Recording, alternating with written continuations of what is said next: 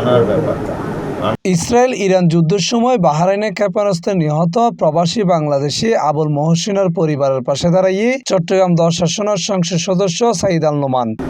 Condition হলো তুমি যেন এইচএসসিতে একটু ভালো রেজাল্ট থাকে, এটা তোমার জন্য একটা অনুপ্রেরণা থাকবে, যেন তুমি কোনোভাবে খারাপ না করো, ভালো করে পড়বে। তো তুমি যাই পড়তে চাও, তুমি আগে বলেছিলে ইকোনমিক্স, সেটা ইকোনমিক্স হোক, সেটা বিজনেস হোক, সেটা ইঞ্জিনিয়ারিং হোক, তোমার যেটা তোমার পড়তে ইচ্ছা হবে সেটার জন্য তোমাকে পুরোটা আমার দিক থেকে দেখবো আমি। নিহতর একমাত্র কন্যা তাসনিম তামান্নার ভবিষ্যৎ শিক্ষা নিশ্চিত করিবেলে প্রধানমন্ত্রী তারেক রহমানের পক্ষতুন এমপি সাঈদ আল নোমানের ব্যক্তিগত তহবিলতুন 8.5 লক্ষ টিয়ার শিক্ষাবৃত্তি প্রদান করা হয়। এর মধ্যে উচ্চ মাধ্যমিক পর্যায়ে পড়াশোনালে নগদ 50,000 টিয়া তাৎক্ষণিকভাবে প্রদান করা হয়। এছাড়া উচ্চশিক্ষা নিশ্চিত করিবেলে অফার লেটারের মাধ্যমে অবশিষ্ট 8 লক্ষ টিয়া প্রদানের ব্যবস্থা করা হয়। এবং সেটা একটা লিখিত থাকলো, কেননা আমি আছি না আছি আমার, তখন তুমি এই কাগজটা ব্যবহার করতে পারবে। আমারও যদি কিছু হয়ে যায় তোমার আব্বুর মতো, তোমার যেন কোনো অসুবিধা না হয়, এই জন্য আমি লিখিত নিয়ে এসেছি।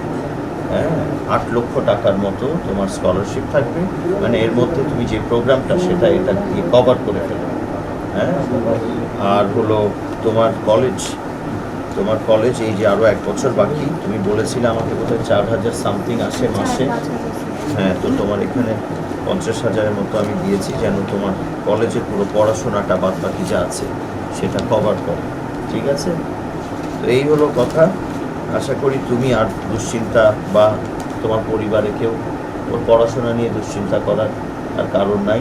এই সময় এমপি সাঈদ আল নোমান হইয়ে মানবিক দায়বদ্ধতা আর নিহত আবুল মহসিনের পরিবারের পাশে দাঁড়ানোর চেষ্টা করেন। তার একমাত্র কন্যা তাসনিম তামান্নার ভবিষ্যৎ যেন তামিন অজাগুই। ওই লক্ষ্যে এই শিক্ষাবৃত্তি ব্যবস্থা করা হয়। প্রধানমন্ত্রী তারেক রহমানের পক্ষতুন আয় তার সম্পূর্ণ শিক্ষার দায়িত্ব গ্রহণ করছি।